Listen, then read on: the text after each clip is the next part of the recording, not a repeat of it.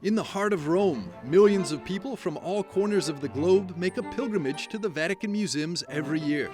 These museums house some of the world's most magnificent artistic and cultural treasures. But beyond the breathtaking masterpieces, there's a deeper purpose, a mission of faith and education. Every year, millions of people come to visit the Vatican Museums in the heart of Rome. Sister Emanuela Edwards is the head of the didactic office. Sister, could you explain to us a little bit what that exactly means and what your role entails?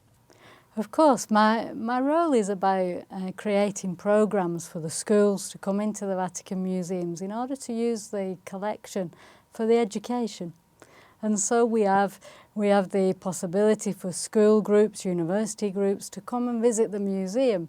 And my job is to create content and tours which support their educational programs. In addition, we also look after those special visitors who come to the museum, those who have disabilities, so that they too can enjoy the museums of the Holy Father.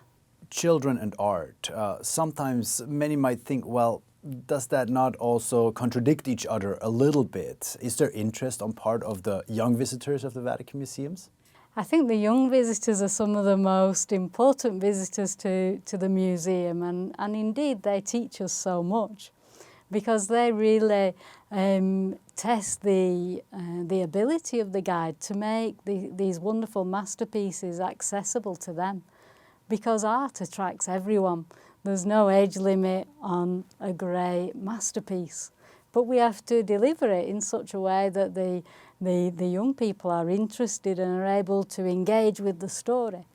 For example, every child, I think, finds it fascinating, the story of creation by Michelangelo. And of course, in the Vatican Museums, we have the greatest masterpieces ever created. So what do you wish that young visitors learn from their visit to the Vatican Museums? Young visitors, just like every visitor, my greatest desire is that they learn that the wonderful story of the Gospel, and so that they take away from the Vatican Museums the knowledge that God loves them.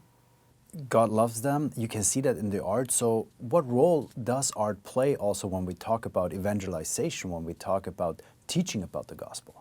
Art has always been a powerful means used by the Church in order to transmit the contents of the faith. From the very earliest times, the Church used art in order to transmit the faith, in order to remind people of the faith, and then in order to create devotion, to bring them closer to God. And so, if you like, art is a bridge. It's a bridge where people can come to understand the contents of the faith.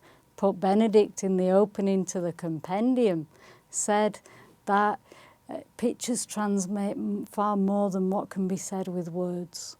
And this is a powerful means in our society today. How many people enter the Sistine Chapel? Pope Francis calls it a work of evangelization. And so a person may enter the Sistine Chapel without any real religious faith, but in looking at the wonderful masterpieces, all of a sudden, their heart is raised to God. Sister Emanuela, thank you so much for being with us. Thank you. It was a great pleasure. God bless.